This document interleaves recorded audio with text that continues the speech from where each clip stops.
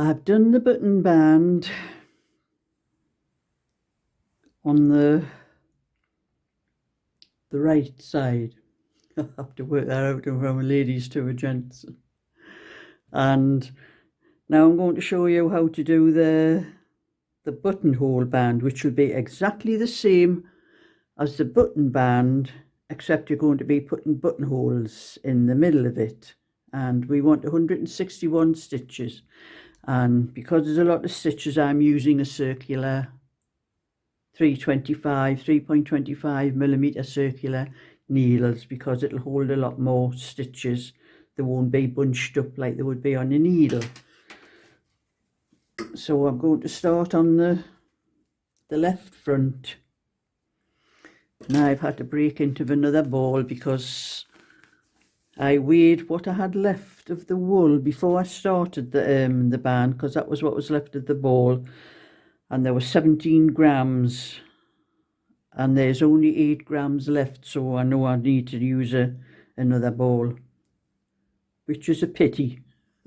So I'm just using it. I usually wind them into cakes, but because it's only the band, I'm only going to use it straight from the ball. And I'll blow that up again so you can see. Now when I pick the stitches up, starting with the neckband part here, you go into a full stitch where you can see there's 2 pieces to the stitch. You go into the full part of the stitch like that, not through the single part like that, but go through the whole stitch, the 2 pieces of the stitch. So if I can get my needle through this bit, it's a bit hard where I've cut the stitches off.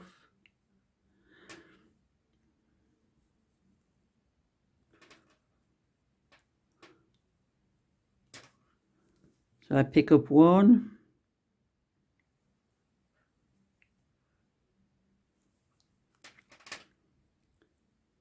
2, 3, 4. So I picked up 4 stitches, and I'm going to miss the next stitch, which will be there, and go on to the next one and pick up another 1, 2, 3, 4. And that is the stitches for the band, where I pick up 4 stitches and miss 1. But when I pick up the stitches for the rest of it here, I only do that on the band. You'll do that on the bottom part as well. When you pick the stitches up there, you'll be picking up 4 stitches and missing 1, 4 stitches and missing 1, and so on to the end. But when you do the rest of the body, I'm going to miss that first stitch because I'm going on to the full part. So you pick up 1, 2, 3 stitches and miss the next stitch. So you're missing every 4th stitch. 1, 2, 3, miss the 4th stitch. That's 1, 2, oops, split that, 2, 3, miss the next stitch. 1, 2,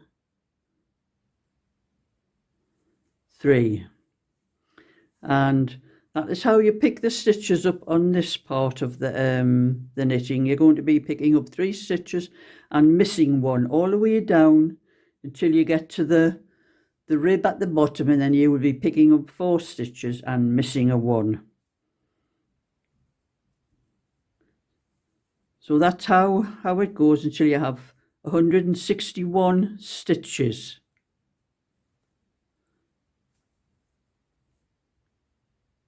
Tighten that. And when I picked up all the stitches, I'll come back and show you about the rib.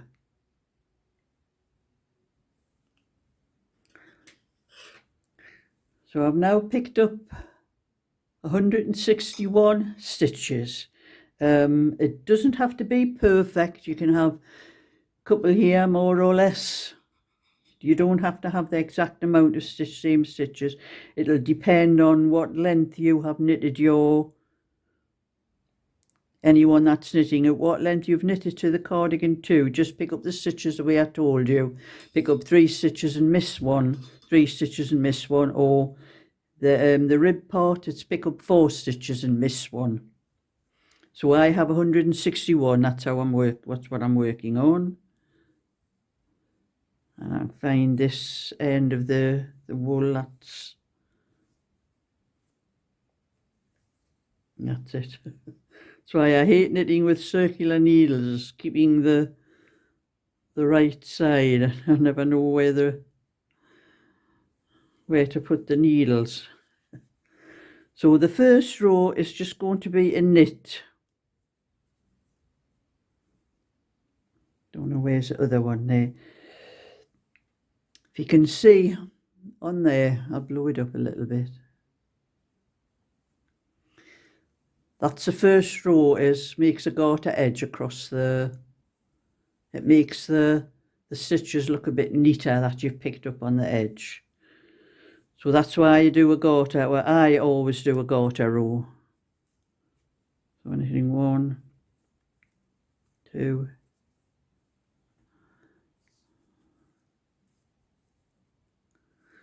so just knit all the way across that row.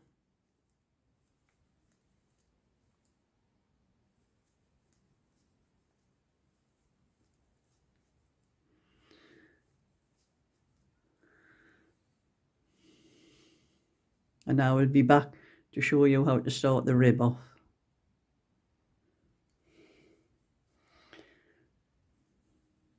So after we've knitted this row, it will be knit 1, purl 1. So that's that row knitted, where it gives you an edge, a garter edge. It separates the front of the cardigan from the rib. And now we're going to knit 1, purl 1 in twisted rib, the same as the rest of the rib. So we're going to knit into the back.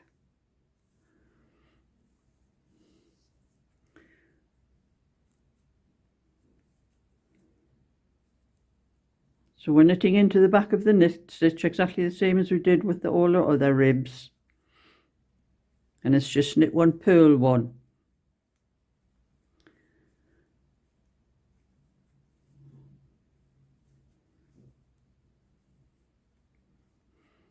And we are going to knit 3 rows and knit 1, purl 1 rib, and then we'll be putting the buttonholes on the 4th row, where I'll come back and show you when I do that. As you can see, I have stitch markers. I've knit the 3 rows and I have stitch markers where I'm going to put the buttonholes.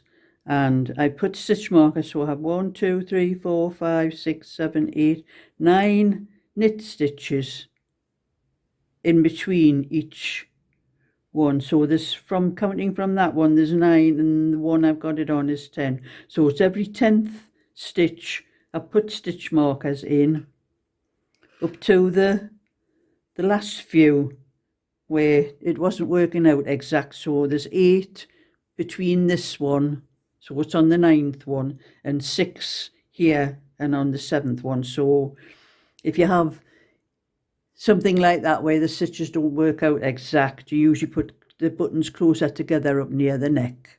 That's what I've done there. And so we're up to the buttonhole. And when you come to the stitch marker, the stitch where the stitch marker is, you knit that stitch, wrap the wool. I'm wrapping the wool twice round. Normally if it's just a small ordinary size buttonhole, you just bring your wool forward and knit the next 2 stitches together, and then you have that loop where you've knit them 2 together. But I want the buttonholes to be a little bit bigger, so I'm going twice around the needle and knitting 2 stitches together. So you have, where you've made the stitches, you have 2 loops there. But when you come to do the other row, you just knit 1 loop and drop the other one off the needle. And it makes the hole a little bit bigger where you're putting the buttonholes.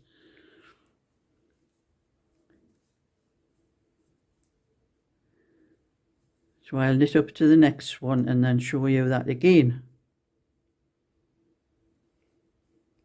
Now I'm up to the next stitch marker, so I'm going to knit that stitch. Wrap the wool once, twice round the needle, and then knit the next 2 stitches together.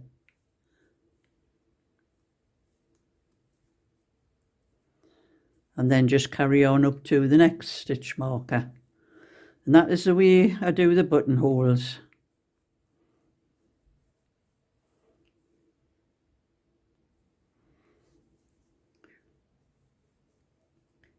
So when you knit the next row and you come up to the stitch where you went twice round the needle, which is here, as you see there's 2 stitches now.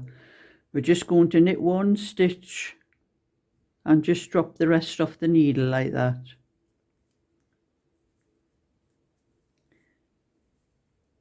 And then just keep on knitting to the next one. And we are up to the next one with the 2 stitches that we doubled. So we knit the first one and then just let the other one drop off the needle.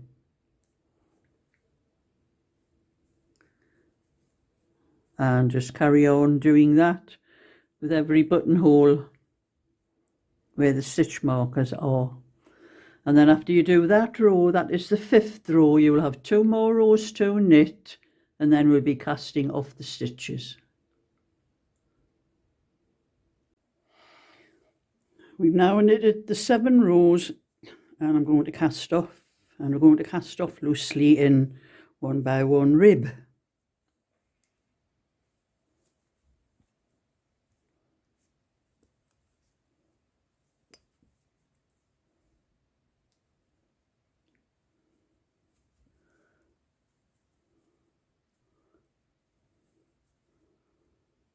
Yeah. And do not tighten the stitches when you take them over. Just leave them like that as you put them over.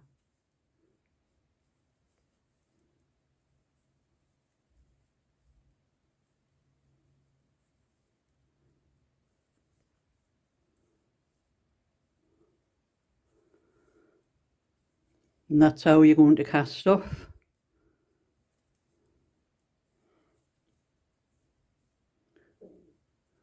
Until you get to the end of the row.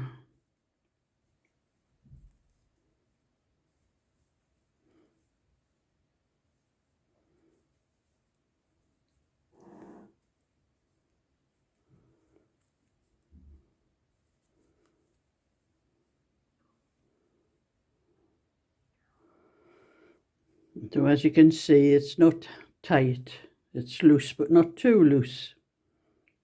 So I will be back when I get to the end of the row.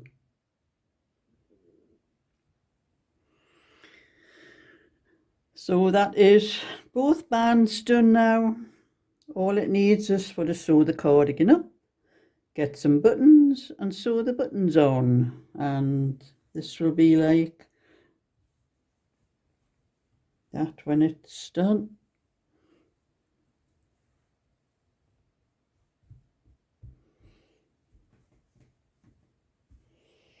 Not enough room on my table to spread it right out. Not under my phone anyway.